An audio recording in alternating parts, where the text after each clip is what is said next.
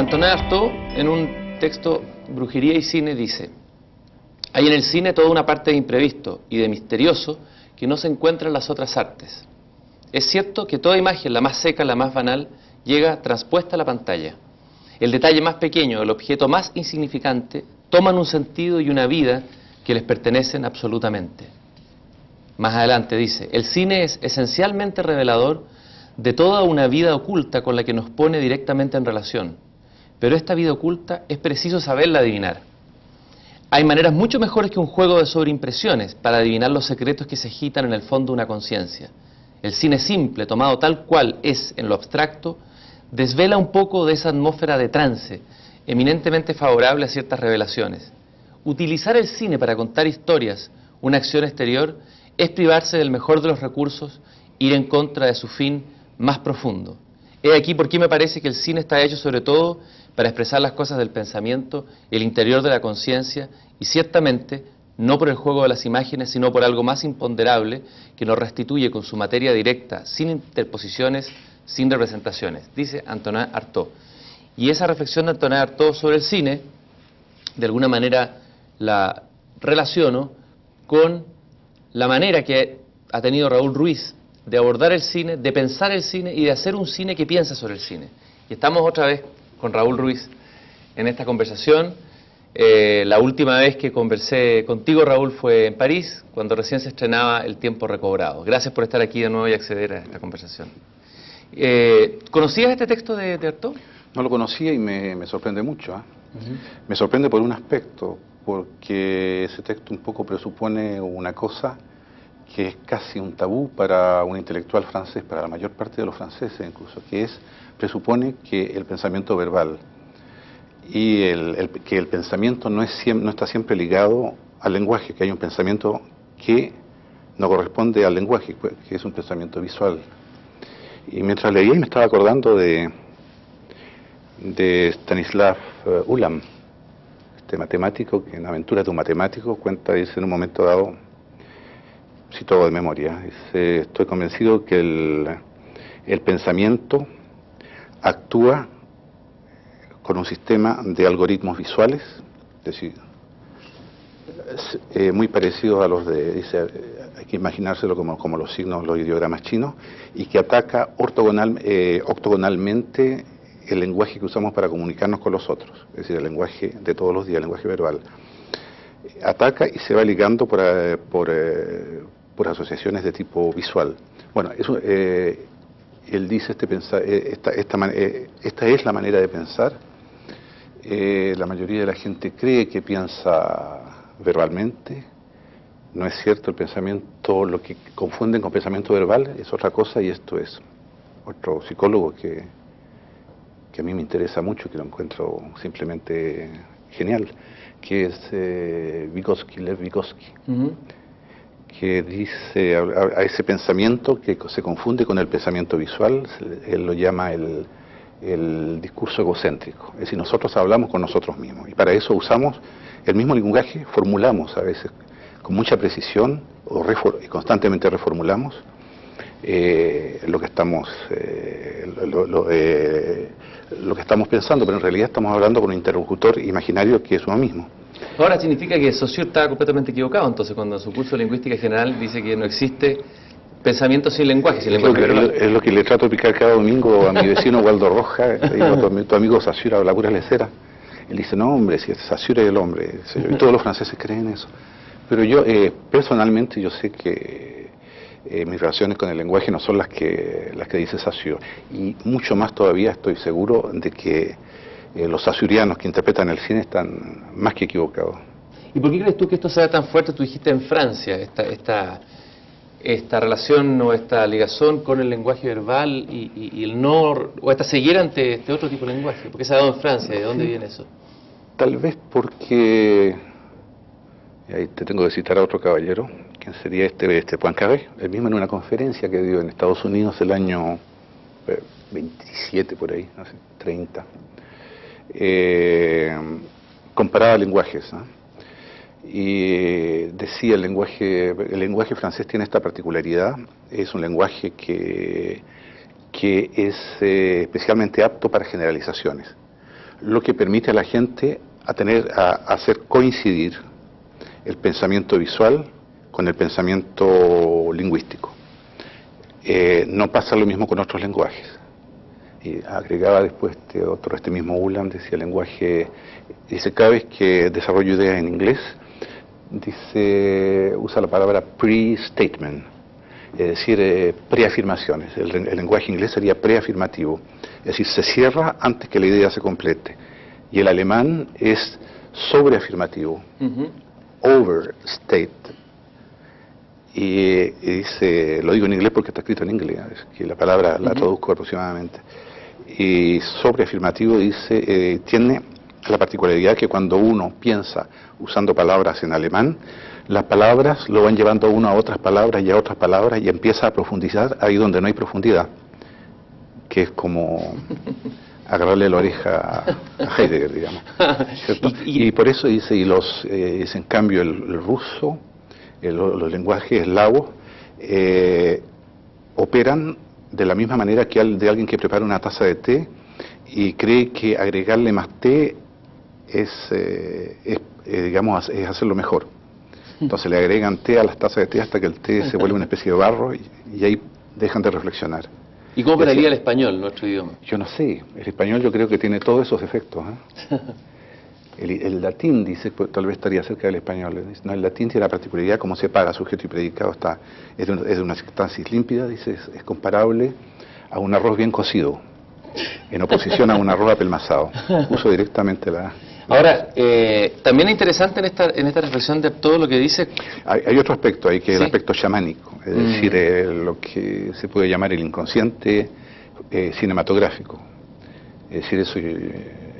Yo creo que cualquiera que sepa mirar películas sin dejarse, digamos, sin dejarse emborrachar por la historia principal que se cuenta, se da cuenta que una película tiene por lo menos detrás de la película y otra película.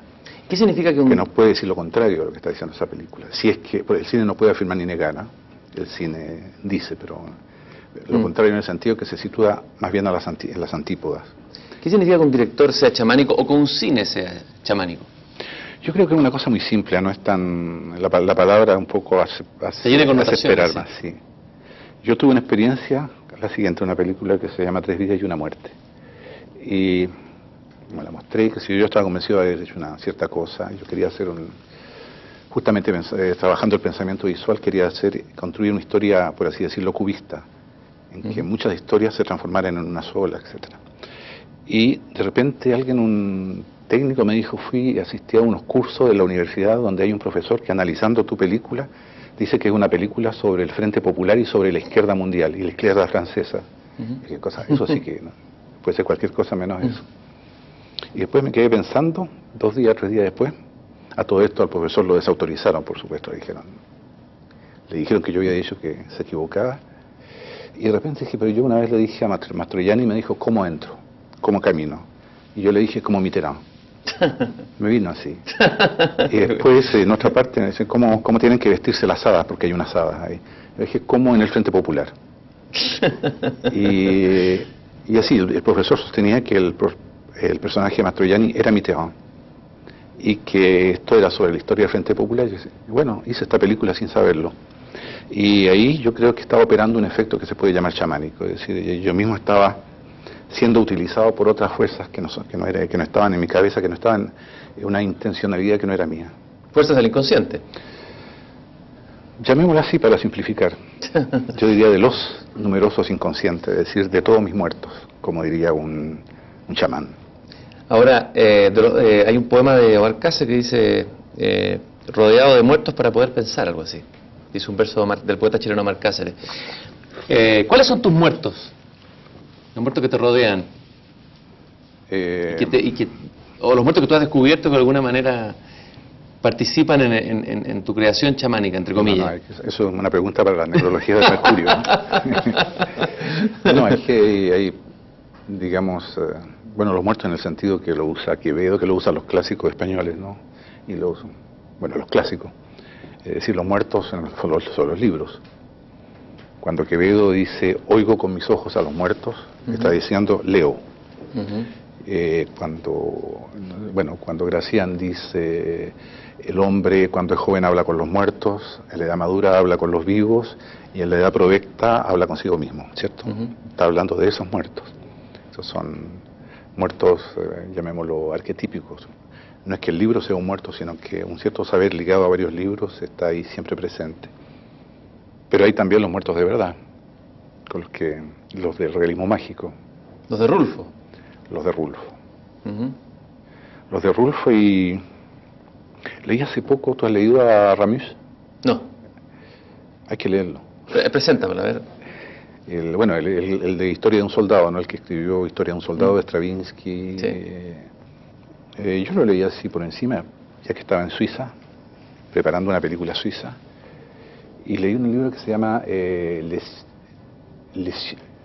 ciel de la terre, el cielo de la tierra, o la tierra del cielo. Fíjate que las dos tienen el mismo significado, que describe literalmente la vida en el cielo, la vida cotidiana en el cielo en un pueblo suizo, que los suizos paulatinamente se dan cuenta que están muertos y que desapareció la infelicidad, y el problema central que tienen es que ninguno cree merecerlo, y hay muchos que siguen pensando hasta el final que están en el infierno y se lo pasan el día entero buscando la parte infernal. Y es muy parecido a Rulfo. Y esos muertos sí son muy curiosos. Esos muertos están vivos, ¿cierto? Están viviendo la cotidianidad, y en esa vida está una especie de más allá muy concreto. Ahora, volviendo un poco atrás al tema este del pensamiento verbal, el pensamiento visual, significa que, por lo que tú has planteado en este libro Poética del Cine, que está editado por Editorial Sudamericana, en realidad es una traducción de otras conferencias que tú hiciste antes, está la idea de alguna manera de que como que el cine perdió, o la historia del cine en algún momento en Occidente perdió el rumbo, y se perdió esta posibilidad que plantea Artaud, es decir... provisoriamente, provisoriamente. No, el cine lo que le pasó es que le pasa a la gente que se gana la lotería, o sea, no sabe qué hacer con la plata. Y al mismo tiempo no se le ocurre que haya que hacer otra cosa que ganar plata. Esa gente que cree que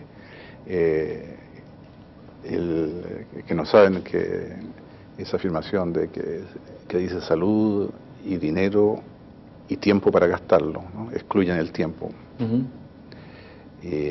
Salud y dinero e inversiones posibles. Le pasó eso al cine, y que ahora debe ser la tercera industria de Estados Unidos, tercera o cuarta. Es decir, con el cine se puede ganar más plata que haciendo una guerra, por ejemplo.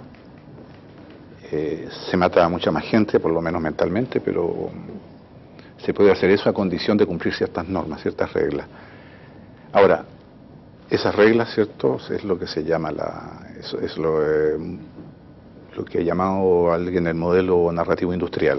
Es decir, ¿cierto?, es una estructura en 3 actos que apareció hacia fines del siglo XIX, que fue perfeccionada en Estados Unidos, que fue traducida al cine por N técnicos de construcción dramática, y que se transformó en un automatismo más de los espectadores que iban al cine, hasta llegar al punto que ese automatismo agarró el carácter de droga, es decir, era una especie de acostumbramiento intenso, lo que hace que si uno se separa un poco de esa técnica, ¿cierto?, cree que la película está mal hecha o que es aburrida, cree. Y lo que habría sido, bueno, era algo que se podía combatir como idea, pero ese esquema empezó a desbordar en todas direcciones, y ahora, si tú te fijas, las campañas publicitarias, las campañas políticas, la política en general acepta e impone la estructura en 3 actos, y ahí nos estamos moviendo hacia un campo un poco más complicado. Ahora, entre otras cosas porque es una estructura que corresponde exclusivamente a la mentalidad anglosajona. La estructura de conflicto anglosajona no es la misma estructura de conflicto, por ejemplo, que describe George Simmel en su libro El conflicto. No es la misma estructura de conflicto del pensamiento de los chinos. ¿Cuál sería, por ejemplo, interesante la comparación entre la concepción del conflicto en el mundo chino, en el mundo oriental, y el mundo anglosajón? ¿Cuál sería la diferencia? Bueno, ya a principios del siglo XIII cuenta no sé quién, Kantorovich, a principios del siglo XIII ya cuando un inglés le dolía la guata, nunca llamaba a un médico sino a dos. Uno para que le diera un diagnóstico y el otro para que lo contradiciera. El conflicto, ya la estructura de conflicto, es decir, la presunción de que todo se arregla discutiendo y oponiendo discusiones, que es muy anterior, ¿cierto? Son las disputatio medievales y eso nos lleva para toda la tradición greco-latina, los diálogos y todo eso. Bueno, si tú lo comparas con, a ver, tomemos, tú sabes lo que son los 5 agentes en China, ¿cierto? A ver, explícalo de todas maneras. Para son los 5 elementos. En China los elementos no son 4 sino 5, que son agua, el aire, ¿no? El aire no. La madera, aire no. La madera. Claro. Agua, madera, metal, fuego, tierra. El aire no, porque ese es el espíritu universal. Y tiene que ver con los órganos también, ¿no? Bueno, después se mezcla con todo. Todo es 5. Claro. Todo es 5. Ahora, tú tomas eso y lo ligas de la manera siguiente. Es como el cacho alemán, ¿cierto?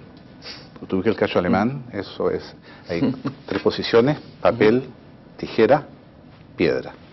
La piedra rompe la tijera, el papel envuelve a la piedra, entonces hay uno que gana.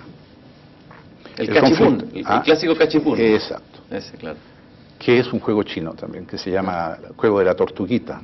Y hay que saber que la tortuga es la representación del universo. Bueno, pongamos un esquema. El agua apaga el fuego, ¿cierto? Sabemos eso. Agua, entonces, vence al fuego. Pero se dice, controlada por la tierra. Eso aplicado a la vida cotidiana, se dice, por ejemplo, hay un ejemplo clásico, hay 3 elementos: los conejos, los zorros y los lobos. Los lobos se comen a los zorros se comen a los conejos. Bueno, cuando en este juego se dice, el lobo vence al zorro, controlan los conejos. ¿Por qué? Porque si hay una gran abundancia de conejos, los zorros ya no tienen tanta hambre. Y entonces se dice, el lobo vence al zorro y el conejo enmascara. En otro caso ya más concreto, en una guerra, la guerra mata al pueblo, vence al pueblo, y los alimentos, o sea, las cosas para comer, controlan. Pero sí, porque están ganando la guerra, hay mucha alimentación, ya la guerra la guerra sigue venciendo al pueblo, pero el pueblo resiste porque enmascara la cantidad de alimentos. O sea, un razonamiento de a 3. Es más rico, ¿no es cierto? Ahora, es más plural en el sentido como... Digamos, yo respeto, al lado del yo respeto muy bien el anglosajón, pero yo no soy anglosajón. Tampoco soy chino, tú me dirás, pero yo creo que cada cual tiene que inventar su manera de jugar en el conflicto. ¿Y qué otro tipo de...? El conflicto de Simmel, el conflicto es el conjunto de operaciones políticas para ponerse de acuerdo en puntos de divergencia. Eso se llama conflicto. Es muy distinto de un conflicto a la americana, en que es uno el que genera su propio adversario a fuerza de provocar a medio mundo, ¿cierto? ¿Qué habría pasado, qué pasaría, cuál sería idealmente o utópicamente el cine si no hubiese seguido el camino de adscribirse a la teoría del conflicto central, digamos, en la industria? ¿Cuál sería el otro cine posible, aparte de tus películas que ya conocemos? ¿Por dónde iría ese cine? Bueno, como decía Niels Bohr, hoy día estoy muy citadora, pero decía, prever es muy difícil, decía, y sobre todo prever el futuro. Acá estamos previendo el pasado, el what if. La verdad es que no sé, yo creo que el cine de todas maneras, lo que pasó, dado que vivimos en el mundo que vivimos, tenía que pasar. Lo que hay que hacer, de ahí hay que ser un poco chino, hay que buscar la manera para que sea además otra cosa. ¿Y cuál sería esa manera? ¿Cuál sería ese camino? Un camino más bien chino, por operaciones mentales que lleven a otro tipo de cine, por prácticas que lleven a otro tipo de cine. Y ahora eso no es utópico, porque las cámaras digitales permiten a cualquier hijo de vecino que le pida plata prestado a algún amigo y que venda su bicicleta, por ejemplo, de comprarse una cámara respetable, pedirle a otro amigo que le ayude al montaje Y hacer esas películas sí le interesa, como hay muchos creo que les interesa, saber usar el cine como un instrumento para pensar, para extender el campo de la reflexión. Yo personalmente me puse a hacer cine porque me interesaba la filosofía, no porque me interesara el Oscar. ¿Ya? Y aprendí muchas cosas, por eso, aunque mis películas no hubieran nunca sido vistas por la cantidad de gente, porque finalmente fueron vistas por mucha gente, de todas maneras habría estado contento porque la práctica cinematográfica me ha enseñado mucho sobre cómo pensamos y sobre la complejidad del mundo, sobre la complejidad, sobre la movilidad de las cosas que percibimos, sobre lo complejo que es el acto de mirar, por ejemplo, ¿no? Son 33, 35 funciones, cada año descubren 3 o 4 nuevas en el mirar, que se dividen entre las funciones perceptivas y las funciones, bueno, muchas maneras de dividir las funciones interpretativas, pero no como uno cree. Ya por ejemplo una percepción directa es ya interpretativa, en cambio hay algunas interpretativas funciones que uno diría interpretativa y que son en realidad perceptivas. Por ejemplo, la percepción de una cara, ¿cierto? Los filósofos de la Gestalt nos enseñan que uno captura la cara de un viaje, claro, y después ve la nariz, después ve las orejas y los ojos, pero primero está ese acto de reconocimiento, que es un acto instantáneo y sin embargo analítico. Oye, dime una cosa, tú... Pero para volver al cine cada cierto tiempo vuelve a replantearse. Eso, la historia del cine, ha habido 4 o 5 momentos en que el cine volvió a partir de cero, y no hay ninguna razón para que ahora suceda eso. Me gustaría, tú hablas en este libro, hace una distinción interesante, tú hablas de la película secreta, que detrás de toda película debería haber otra película secreta, es decir, la hay siempre. Lo que pasa es que fragmentaria no es siempre la misma. Involuntaria. En cambio, con una práctica, con un trabajo, ¿cierto?, técnico, tú puedes construir esa película. O sea, la puedes hacer más presente. Y por lo tanto, jugar con ella, hacer que ella juegue con la película evidente. ¿Podríamos mostrar un ejemplo? ¿Qué es lo que sería la película secreta dentro de otra película? De cualquier película. Una película que esté en nuestro inconsciente cinematográfico. La película favorita tuya, a lo mejor. Déjame ver. Hay un caso simple. ¿Ya? Digamos que los pájaros de Hitchcock. Los pájaros de Hitchcock tratan de una proliferación de pájaros que ponen en peligro a la humanidad, digamos, para simplificar. Y hay una serie de peripecias que van contando eso. Pero esas mismas peripecias van contando otra cosa. Nos van contando la indiferencia de los hombres frente a la proliferación de pájaros. Mire bien esa película y date cuenta cuáles son las reacciones de la gente cuando se va llenando todo de pájaros. Son pasivos. Lo que es muy raro en una película americana. Son pasivos, así se comieron a alguien, así, bueno. Esa película, por ejemplo, es la misma película, pero simplemente por ese cambio es una contra película, está jugando contra la película oficial. Y Hitchcock es un caso donde cada vez que hace una película tiene un elemento en que plantea una especie de una antítesis de la película que estamos viendo. Ahora, la antítesis es uno de los aspectos de la película secreta. Hay muchos otros.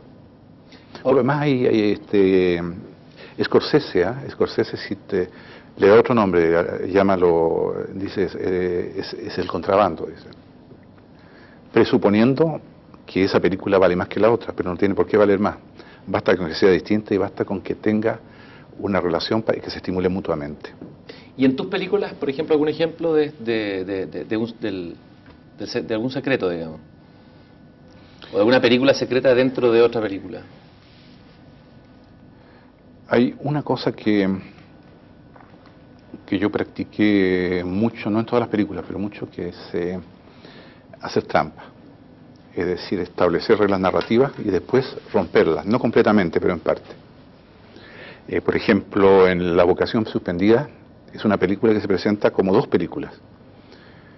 En esta película hay una historia que es, digamos, la historia, el sustrato es La Iglesia Católica, para promover las vocaciones sacerdotales, encarga en los años 40, en Francia, realizar una película de propaganda religiosa. La película queda inacabada, y no se termina, por problemas de plata. En los años 50, de nuevo, la Iglesia lanza la fabricación de otra película, con otros actores, también para la promoción de la vocación sacerdotal. Pero esas dos películas se oponen, y la Iglesia, para crear la unidad, elimina todos los elementos de oposición y construye una película de las dos. Entonces lo que vemos nosotros es una película que a veces está hecha por unos actores y después por otros. A veces está hecha con la retórica de los años de la Nouvelle Vague, y si no con la retórica del cine francés de preguerra. Una es en blanco y negro, la otra en color, etcétera. Y eso dura son 2/3 de la película están ahí, y uno empieza a entrar en ese juego. Una vez que está dentro, de repente empiezan a aparecer los personajes de la película en blanco y negro en la película en color. Y ahí se produce una especie de efecto que yo podría llamar de conspiración, de complot. Ese efecto, creía Piotr Klossowski, que era esencial para toda creación narrativa poética. Bueno, ese es un efecto. Descubrí hace poco tiempo que eso se llama, hay un modelo matemático que se llama el método Monte Carlo, y que juega con lo mismo, es decir, esto es trabajando con modelos muy complejos, en que hay teoremas que son falsos. Y esto le vino a von Neumann, me parece, y el mismo Uland, de nuevo, lo sigo citando porque lo estoy leyendo hace poco, que le vino esta idea, le habían prohibido trabajar, le había tenido un ataque, y estaba jugando solitario, y de repente, como se aburría jugando solitario, se puso a hacer trampas. Y se dio cuenta que en el solitario, cuando uno hace trampa, el juego no pierde interés. En cambio, en el póker, si uno hace trampa, el juego no tiene interés, es decir, es contra la ley, digamos. Y en matemáticas también, si uno hace trampa en una teoría general, por ejemplo, si mete un teorema que dice todos los números enteros de 1 a 10, cuando multiplicados entre sí, dan 0. Lo que no es cierto, porque 3 por 4 es 12, ¿cierto? En ciertas condiciones, si uno lo pone en sistemas más vastos, generan, digamos, verdades. No destruyen el sistema. Bueno, yo me di cuenta que yo, sin saberlo, estaba aplicando el método Monte Carlo en mí. Dime una cosa, el espectador que va a ver tus películas, ¿qué esperas tú de este espectador? Porque tú, lo que describiste antes, el espectador normal de las películas es alguien narcotizado o alguna mente drogado con esta lógica del cine a la que nos hemos acostumbrado. ¿Cuál sería el espectador, entre comillas, ideal? Jugando con las palabras, alguien que entrara en un estado de inocencia, apertura, ¿cómo sería ese? Tiene que ser mal pensado. Mal pensado, ¿ya? Tiene que fijarse en los detalles y saber que ciertas cosas que parecen errores o distracciones están puestas ahí para molestar. Y ahí entonces empiezan a aparecer una serie de movimientos internos, y el cine en ese momento está imitando el pensamiento creador que tenemos todos, con el que funcionamos todos nosotros, ¿sí? Está justamente jugando con esas series de algoritmos visuales que se ligan, ¿cuál es la expresión de Ulam? En shorthand, dice, o sea, tomatajos.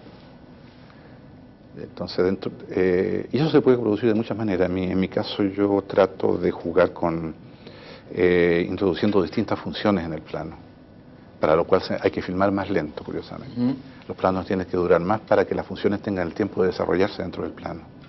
Por ejemplo, la función, lo he llamado la función crítica, es un plano empieza haciendo creer que la cosa es A y es Z. O la función holística, en que un plano contiene la totalidad del film. O una función centrípeta, que hace que el plano tienda a quedarse en sí mismo y ya no irse, entonces se tiende a eternizarse. Cambio, y como esa función hay varias otras, creo yo. Yo he contado 6, pero estoy seguro que son 8. La última vez que conversamos, estaba estrenando la película sobre la novela de Marcel Proust, pero ahí en adelante pasaba una serie de acontecimientos interesantes en Occidente que también de alguna manera pueden tener que ver con un tipo de cine que tú has criticado. Luego tú hiciste una película en Estados Unidos y ¿Qué te pasó a ti con todo esto que ocurrió desde el atentado en Estados Unidos en relación a... ¿Qué observaciones salieron de ahí? ¿Te han nacido? Se puede extender un poco en este modelo narrativo industrial. No es la culpa de él, no está. ¿Sí? Pero digamos, cuando Estados Unidos empieza a imponer a todos los países del mundo un modo de vida, llamémoslo así, un modelo de vida y un modelo de conducta, en que ellos son mejores porque ellos siempre han sido así, en algunas sociedades más débiles, como la nuestra, Chile, uno tiende a camuflarse y aceptarlo aparentemente, ¿cierto? Y hay una especie de resistencia, pero se acepta. Uno hace como si las cosas fueran como los americanos nos dicen que son. Pero hay países en que, y hay civilizaciones fuertes, entre ellas la civilización islámica, en que se puede llegar a un punto en que una sociedad como la americana, que se sitúa tan lejos del concepto de vida de ellos mismos, les quita simplemente la razón de vivir y les puede dar lo mismo seguir vivo o morirse. Se puede llegar a ese extremo mentalmente. Aparte de eso, se puede pasar a la práctica muy rápido. Y es lo que me hizo pensar esta historia de las torres, y yo creo que, bueno, este amigo que va a venir, Abdel Wahab Madeb, teorizó eso, viene en un libro que se llama La enfermedad del Islam. ¿Cuál es la reflexión de él sobre el Islam?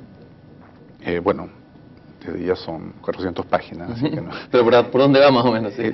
El resumen es un poco eso, creo yo. El resumen es el verdadero Islam, el Islam que fue en un momento dado una religión, una civilización por un lado de la razón y de la negociación, del compromiso, y de una religión que evitaba los extremos. Cuando una religión decía A, la otra decía N, A, Z, Islam decía M, por ejemplo. Se situaba siempre un poco entre las dos.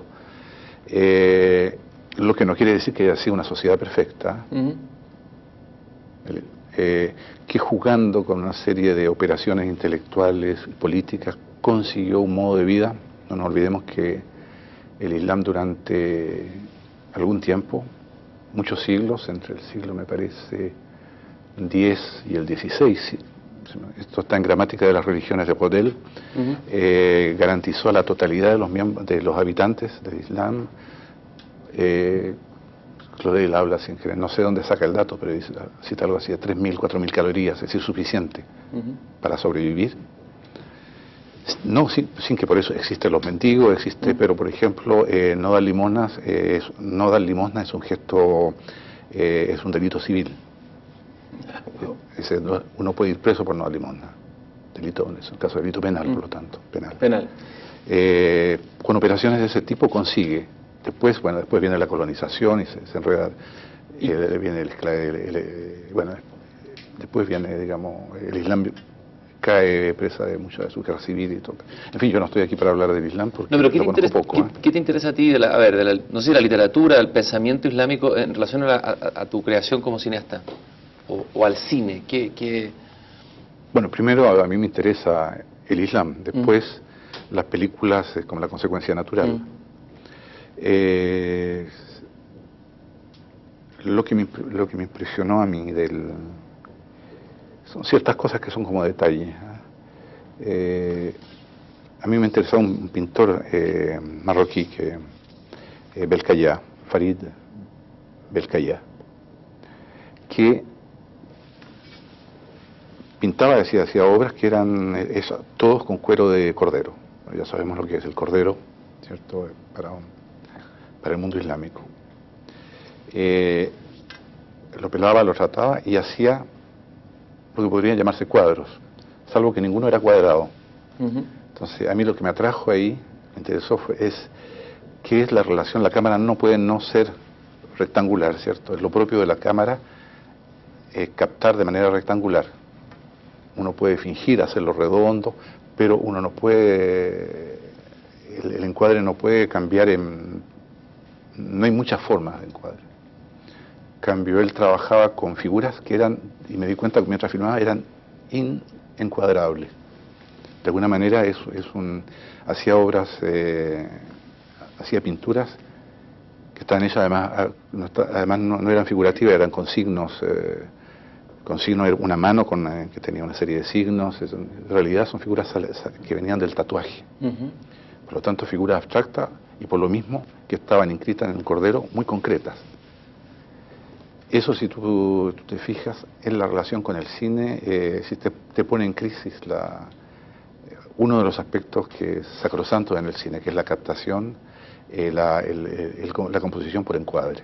Ahora, hablábamos Ese es un caso. Hablábamos de las distintas estructuras narrativas, la anglosajona y la china, y en el mundo islámico, o en la tradición islámica, ¿hay alguna, o un tipo de tradición, o una manera de narrar historia, de contar historia? Claro. Hay muchas, pero digamos están todas compiladas más o menos de la Mil y una Noche, ¿Y ahí qué es lo que hay es la ahí? conciencia de que la historia, en que las historias se van, la historia como los seres humanos viven en familia y viven en clanes y en tribus, que están unas están ligadas a las otras y que son verbales. Eso es otro desafío para el cine, que son verbales. Un amigo me contó que asistió en Argelia a la primera proyección de una película en un pueblo perdido de las Atlas. Y él fue a ver cómo era eso.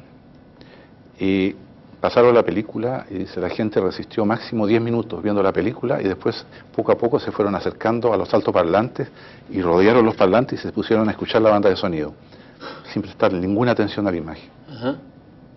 Ahí yo en ese detalle un poco se entienden muchas cosas, es una civilización prioritariamente auditiva.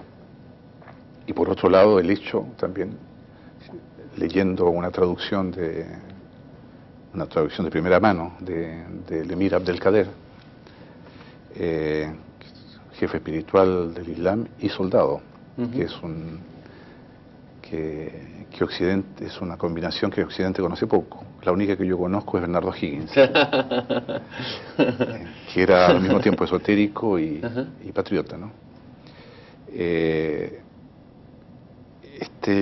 Abdelkader, tratando de la fotografía, que llama máquina solar, insiste en que en la fotografía, la fotografía es la manera en que podemos imaginarnos la representación de Dios, de la divinidad en el mundo. Dios vive escondido en un palacio, distribuye negativos de fotos que le sacan, esos negativos son positivados y son copiados. Y los últimos que llegan ven una imagen que es muy aproximada de Dios.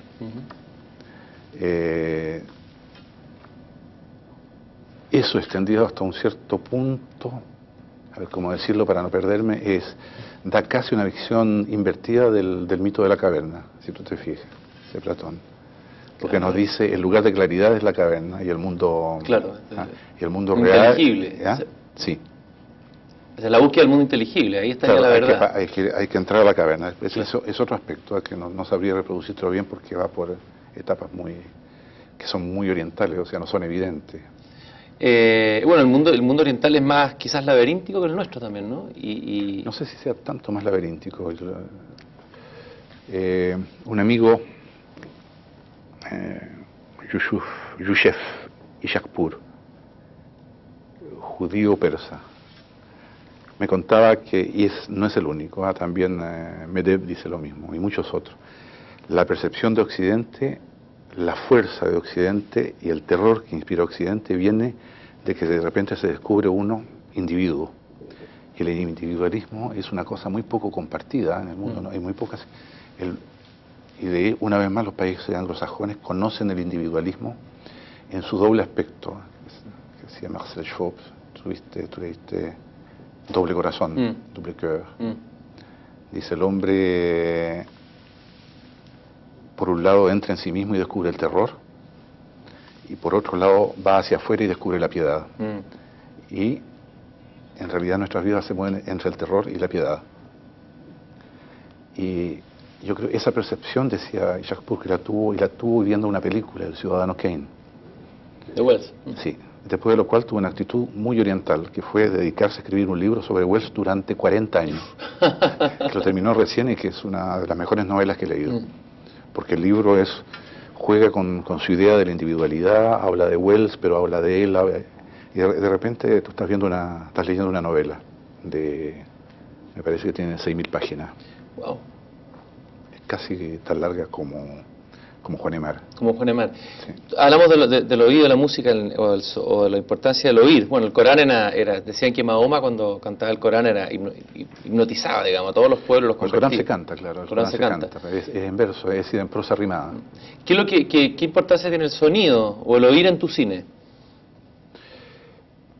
Y yo trabajo de dos maneras. Por un lado es trabajar en las posibilidades, llamémosla poética o expresiva, del ruido humano.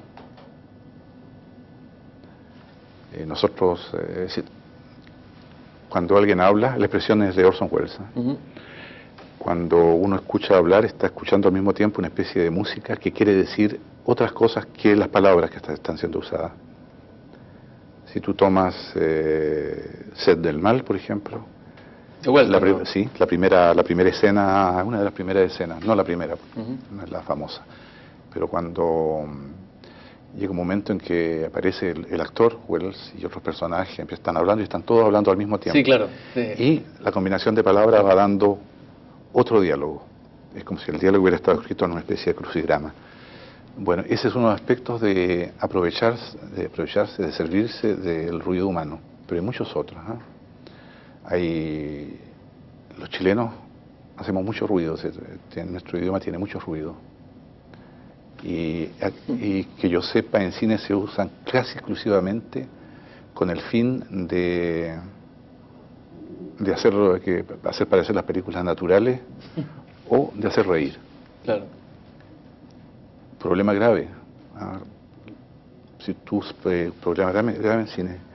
Si tú haces películas, por ejemplo, que ya me tocó un caso a mí, en el sur de Francia, es muy difícil servirse del acento porque automáticamente hace reír. Y uno se demora por lo menos 1 hora y media en acostumbrarse al acento y cuando se acostumbró se acabó la película.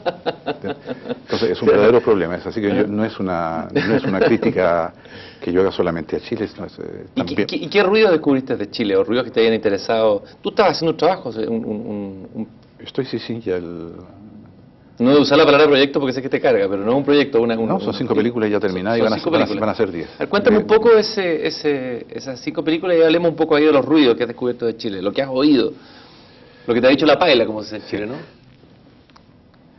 ¿no? La película es un proyecto en que trato de hacer dos cosas.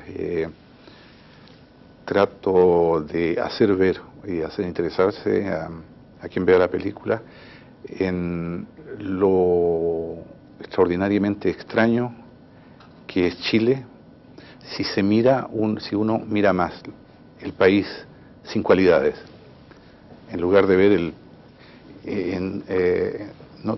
si uno no trata de ver Chile como un país dramático, que no lo es, ¿cierto? Es decir, donde se jueguen las tensiones. Chile es un país profundamente acomodaticio y eso es una cosa muy rara. ¿Ya? Y eso se ve incluso en las películas, se ve en las telenovelas. Todo el mundo, las cosas toman la apariencia normal de un conflicto y después empiezan los tiras y aflojas, los enjuagues y todas las cosas, y que producen un comportamiento muy, muy raro. Yo me he dedicado mucho a mirar a la gente que camina en la calle. La distribución del espacio en la calle es muy especial. ¿Ya? A ver. La gente camina. Yo creía al principio que todo el mundo estaba borracho cuando volvió, porque caminan todos como de lado para allá y después para acá. Y la línea recta no existe. Igual que en la cabeza de un jesuita en Chile no se inventaba la línea recta. Y a pesar que las calles son relativamente derechas, la gente va como así y otro que va por acá. Hacen 2 chilenos que van caminando, uno va como acá. 2 franceses que van caminando, van así, y si uno hace así, pide perdón cuando se acerca a menos de 1,5 metros. Los dos dicen automáticamente perdón y siguen. Y acá, solamente eso me hizo pensar que que este Chile eso tiene que querer decir muchas cosas. Después vi en la calle por una escena que la filmé, después la reproduje. ¿Ya? Iba para el banco y vi una niña que estaba regando la calle, pero estaba regando la vereda. Pero no toda la vereda, sino que una superficie de aproximadamente 3 metros. Se movía un poquito así, un poquito así, y miraba hacia el horizonte, con una cara que no era de pena, pero era de algo más allá que la pena. Estaba regando y fui al banco. Cuando salí del banco había 3 personas más que la estaban mirando a ella con la misma cara y miraban el agua, como los gatos miran el fuego, miraban el agua. Y después, un tiempo después, volví a Chile y la vi, estaba todavía regando, pero estaba embarazada y seguía regando igual, como si era una abolición del tiempo. Y vi un chico también botado en la calle en el suelo, y había una gente que le preguntaba que qué le pasaba, y él decía que nada. Y la gente le decía, sí, pero no le pasa, no me pasa nada, decía. Y después volví también y volví a ver. Y parece que era una broma, no entendí muy bien, pero había una cosa muy curiosa. La gente le preguntaba, pero tenía ganas de que fuera una broma, o sea, no quería averiguar, no quería conocer el final de la historia. Pero eso, todo eso, ¿qué es lo que te dice? Eso son ¿Qué te si supiera no habría hecho la película. Claro, lógico. Me gustaría saber. ¿Sí? Alguien de rodillas comiéndose un hot dog, mirando un pozo.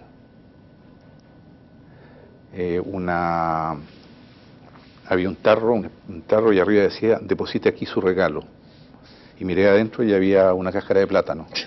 Entonces esos son enigmas, enigmas visuales. El enigma de Chile. Los enigmas de Chile. De Chiles. Y tú hablaste de los ruidos. ¿Y cuáles son los ruidos? Los ruidos chilenos, digamos, que te interesaron o que descubriste, imagino, en esta exploración.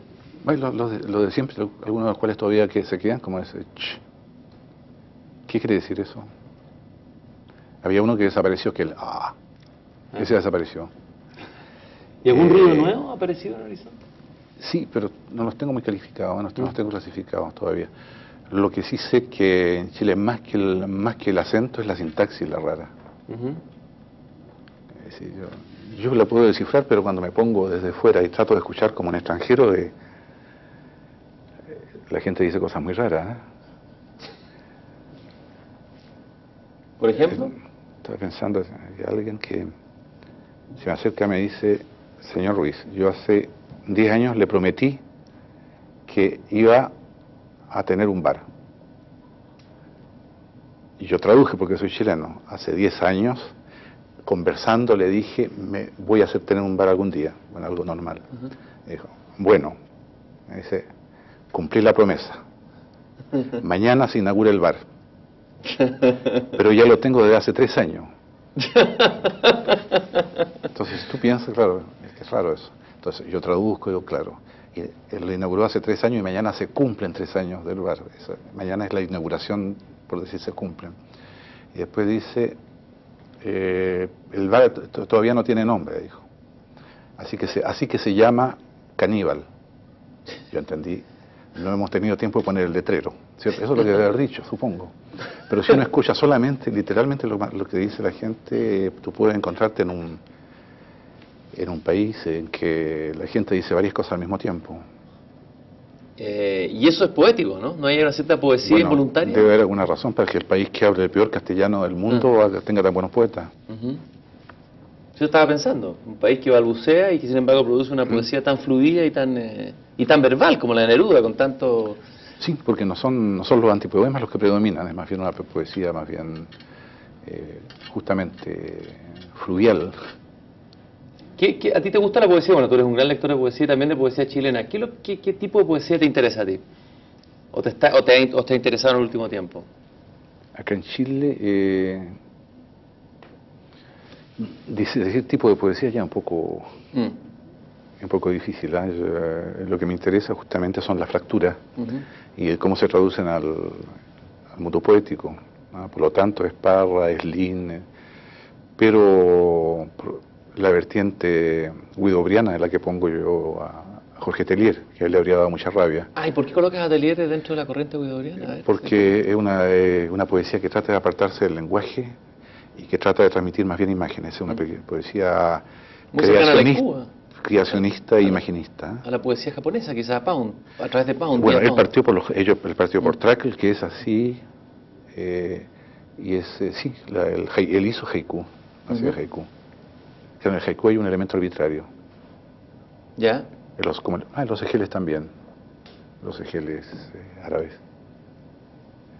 Pero en fin, en estos momentos no me vienen, digamos, todo lo que se me ocurre son casos en que hay fallas, hay fracturas de sintaxis más que... Los modismos hay en todas partes, han ido cambiando, ¿cierto? Hay una cosa que es la manera de musicalizar las palabras, los garabatos, digamos, de musicalizar la coprolalia. Si tú te fijas, los garabatos cumplen una función prácticamente de acentuación, de exclamación, son exclamaciones. Y cuando vine los primeros años que volví a Chile, que empecé a volver regularmente, me llamaba la atención que a mí, que me cuesta darme una ducha diaria en Francia, acá tenía ganas de ducharme 4 veces al día y no sabía por qué. De repente me di cuenta de que la cantidad de garabatos, yo los estaba visualizando y tenía la impresión que estaba lleno de caca, que estaba con una capa de mierda encima y que tenía que darme varias duchas. Dime una cosa, tú, vamos a hablar un poco del cine, hiciste una crítica al comienzo de la industria, has hecho en tu libro una crítica muy fuerte del cine industrial o del cine que se produce hoy, con bastante pesimismo, incluso hablas de una agonía del cine, o de una muerte del cine, por ahí. Sí, pero como desde mi punto de vista todos los muertos resucitan, no es grave. ¿Qué cine actual te ha interesado? ¿O te está interesando? ¿Dónde se está produciendo el cine que te interesa? ¿Dónde has visto tus huellas o pistas de algún cine interesante? Que rompa un poco esta lógica. Hay más de lo que yo creía. ¿Ya? Este año fui a Cannes, Sí. estuve de jurado y hacía años que no veía 23 películas de un viaje. Y el cine, bueno, en Cannes no va el cine más comercial. Pero hay una ideología detrás del Festival de Cannes que quiere que el cine tenga un aspecto, digamos, de corrección política, que sea un cine, llamémoslo, humanista. Políticamente correcto. Algo así, sí. Pero seamos buena persona, digamos, un cine humanista, ¿cierto? Un cine que de esperanza, o sea, salvo las películas francesas que son escogidas por otra comisión, lo que explica. ¿Ya? Y la cantidad de invenciones es muy grande, Pues me sorprendí, por ejemplo, que si yo quisiera aplicar a alguna película mi poética, o sea, mi poética entendiendo mis recetas de cocina y mis ideas para enriquecer el cine, tendría que buscar a Cronenberg, que era un personaje que me cargaba, un personaje odioso. Pero su película, esta Araña, que estaba en Cannes, es una película que me dije, finalmente tengo una película donde puedo decir acá todo lo que yo digo se puede hacer, está mejor hecho porque yo no puedo practicar todas mis ocurrencias porque me tienen más controlado que a Zamorano. Y entonces había alguien, bueno, que creo que es un hito en la historia del cine, que es Sukhorov, su película El arca rusa. ¿Ya? ¿Por qué es un hito? A ver, ¿qué es lo que...? Es una película que tiene varias particularidades. En primer lugar, está hecha integralmente en video digital. Bueno, eso es un detalle de alguna manera. Es una sola toma. Que se estuvo ensayando, me parece que 7 u 8 meses y que se filmó en 2 días, con algo así como 6.000 extras. Es una visita al Museo L'Ermitage y es una evocación. Uno va al museo, se presenta como un sueño y como un diálogo entre un europeo, un francés aparentemente, y un ruso, que es la cámara. El francés piensa diciendo que raro, ¿por qué hablo ruso si soy francés?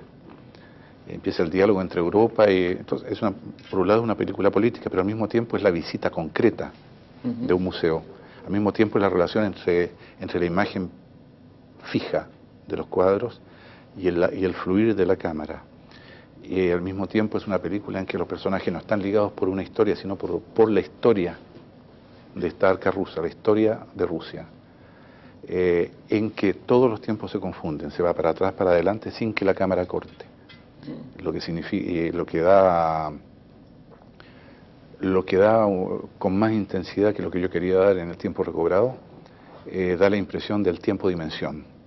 Es decir, todas las cosas pasan, por así decirlo, al mismo tiempo y de un solo aliento, en un solo respiro, como sostienen los pintores chinos como Shitao o Shuta, que debe hacer un pintor. Entonces, un pintor chino, en su cabeza por lo menos, hace el cuadro de una sola vez, es un solo trazo. De hecho, trampea, hace muchos, pero de tal manera que cuando uno lo mira se siente llevado por un solo trazo, por un solo movimiento. Bueno, esa película tiene todos esos elementos. Después hay películas estimables y todas. ¿El cine iraní, todas por muy bien. ejemplo, o el cine El cine iraní lo encuentro un poco... lineal? ¿Mm? ¿Obvio? Un poco... También tiene algo chileno, es muy acomodaticio también. Lleno de tirillas flojas también. Claro, inventa la desnudez cinematográfica, la simplificación de los detalles, y eso le gusta mucho a una cierta crítica y a un cierto tipo de inteligencia francesa, porque la inteligencia francesa, como cualquier francés medio, por lo demás tiene el problema de que come comida muy pesada, entonces siempre andan soñando con la comida livianita, con la dieta. Es lo que según Nietzsche le pasaba a los filósofos alemanes, que se alimentaban muy mal, y por eso producían la filosofía que habían producido. Eso decía Nietzsche en Ecce Homo. ¿Se alimentaban mal? Bueno, se siguen alimentando mal. Pero... Bueno, Raúl, yo te agradezco muchísimo esta conversación y esta presencia de nuevo en un programa. Nos veremos no sé en cuántos años más. Gracias por estar aquí, en esta retrospectiva que se presentará en estos meses aquí en Santiago de Chile, en que estamos grabando este programa. Muchas gracias, Raúl.